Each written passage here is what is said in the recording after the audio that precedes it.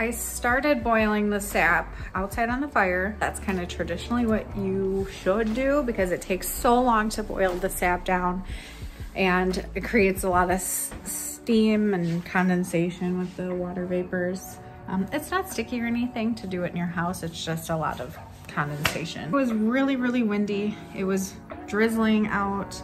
A lot of my wood was still wet from the rain that we've had before. So I decided to boil as much as I could out there, boil it down, and then move the production inside once the sap got boiled down quite a bit more from what I could do. And then just continuously have it in a crock pot so that it's warm. And it actually does do a pretty good job at getting a lot of the water kind of boiled off or steamed off, so I can just have it continuously running overnight and things like that. Once it gets down to a certain level, then I scoop it, get a strainer and pour it through the strainer into my low pot. I originally started with a pot like this, but hear me out. It took so much longer to get things boiling or hot enough and get it down. And this, because it's like wide and short, it creates a lot more heat and it seems to boil faster. So this is what I use. I've got to cut, so I got to process, boil it down outside, then bring it inside and scoop and put it in the crock pot so that at least it's warm. Pour some in here till it gets to a good line that you want it at, like fill line. And then as it boils down, you just add more. So it's nice because that's already warm. So when I'm pouring it onto the stove, it's not starting over. Like I don't have to recreate a boil. It's already hot from the crock pot. So adding it to the stove, it just blends right in quickly until it gets to that nice, thick, caramely color, and then we'll strain it, like triple strain it and put it into a hot mason jar. You want to make sure your mason jar is hot because I think it could break if you just have a cold glass. So I'll usually pour like warm water in it and then pour like boiling or scalding hot water from the Keurig into it, let it sit on the counter until I'm ready to strain. And I'm gonna strain it into a mason jar and then I'm gonna strain it again into the final syrup jar.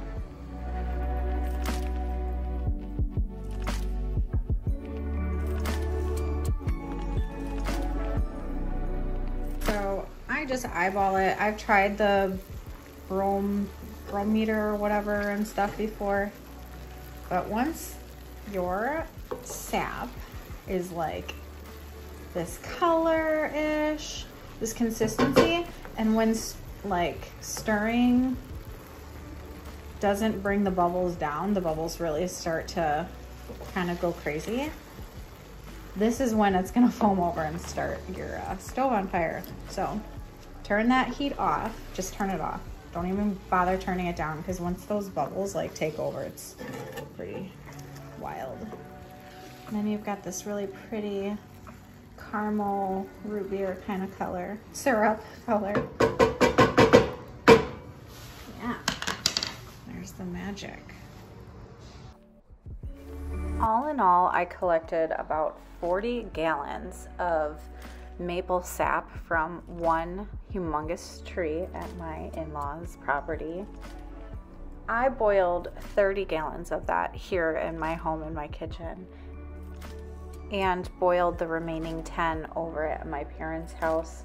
After everything was boiled down, collected a total of 1.5 gallons of pure maple syrup.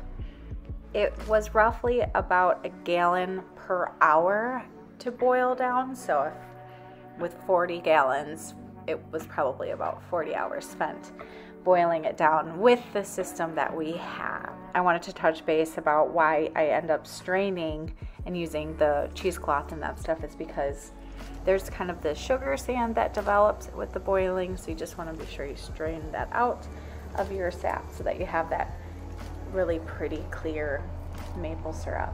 Also, please check out other videos on YouTube. That's where I essentially learned how to do this, and it's been a really great place to get more information and other techniques that people have been using. It was delicious. This is the best syrup I've ever had. I've gotten lots of compliments on it. Lots of family members have been enjoying the syrup that I've shared. So I think it's just such a cool experience and a really neat hobby that I'm looking forward to doing again.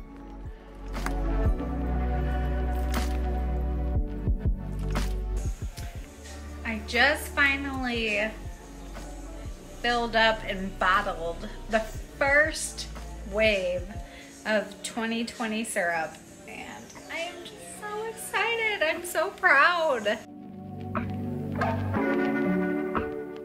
I also wanted to quick add in a couple of pictures from my mom's syrup trials that she did step away for 10 minutes towards the end, and it ended up bubbling over. That's kind of what I was warning you guys about earlier, but there was still a lot left, and it turned out great. She's pretty innovative, so she ended up boiling it in her Ninja Magic Instapot, and still came up with quite a bit, about a little over a quart from the 10 gallons there. So thank you guys so much for watching this video, and we'll see ya.